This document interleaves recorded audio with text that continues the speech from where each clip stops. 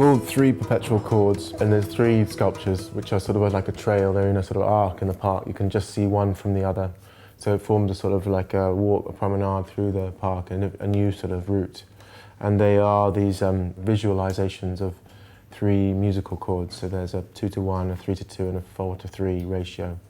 And they are sort of these geometric sort of transmogrifications of these ratios into sort of into heavy steel forms, cast iron forms.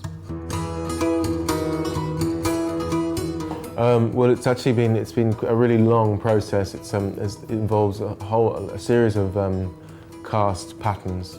So the stages go from sort of 3D modelling on a computer to dividing the form up into a series of sort of sausages, if you like, which are then made into 3D patterns. The patterns are then cut in these huge boxes, and they're sort of carved out of sort of a plastic wood, out of a polymer, and then milled out, which you can see on the machine.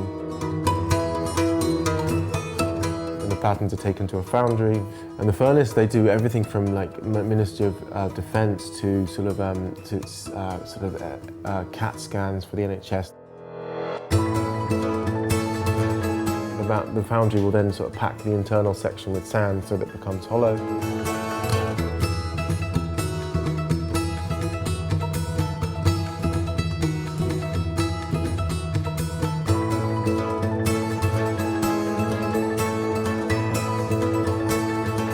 And they'll pour the cast iron into the mould, and it will chase out, and then the sand is knocked out from the inside. So you kind of have it left with these sort of raw kind of pieces. Then they're brought back to the studio, where they are then welded together to form these continuous loops. Well, it is really precise. I mean, the problem is that you can start at one end and work your way around, and then find out that the thing doesn't join up. So imagine your piece of spaghetti. If you stretch it out, it's maybe 20 meters long, or with the last one, it's probably 30 meters long. So it's a really long bead of sausages. So we have to actually build it globally first, make sure the geometry works, weld it all together, and then cut it up. If we start at one end and hope for the best, we're not going to find ourselves back at zero. Well, we're just trying to create a consistent finish, really. I think we don't want it to be all polished and smooth, because actually it will create quite a boring surface. So actually we want it to be quite rough. The texture of the surface is, I think, what's going to create an interesting patina when it ages over time.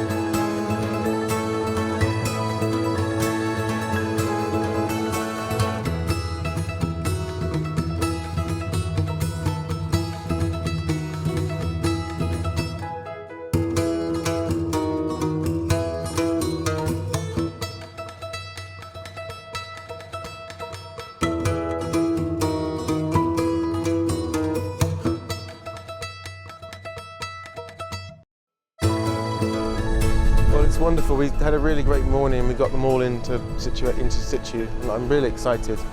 I'm a little nervous as well. It's my first really proper public piece. I've had a couple of people come up to me and ask me what they are, but I'm really excited with the materials and the sequence and the size of them, and just how they interact with the trees, the flower beds, just the natural environment. There's a real truth to them, and they come from a very sort of simple, eternal truth. I think they're going to be wonderful.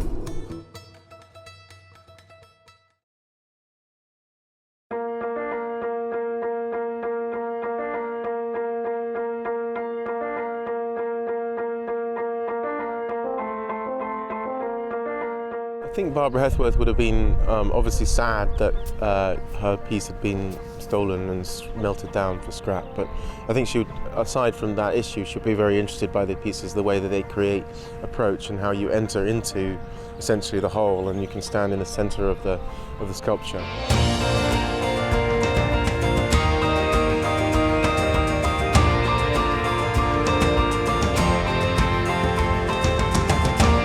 The reason why his work has been so good is how so much it blends in with the park itself. I'm sure the stakeholder group made the right choice in choosing Conrad.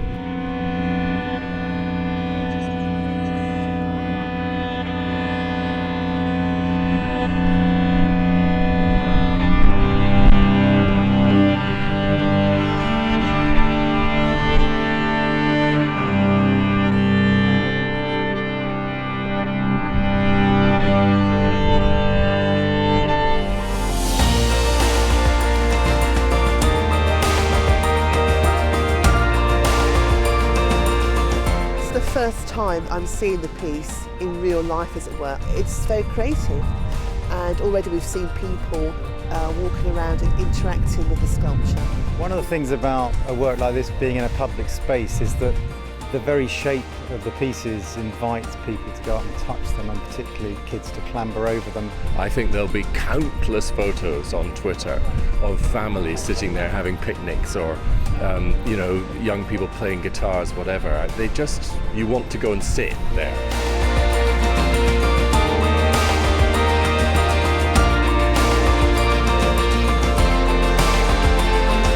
It's not precious art that you might see in a gallery where you're always not allowed to go up and touch it. This is very much work to be part of the community, I think.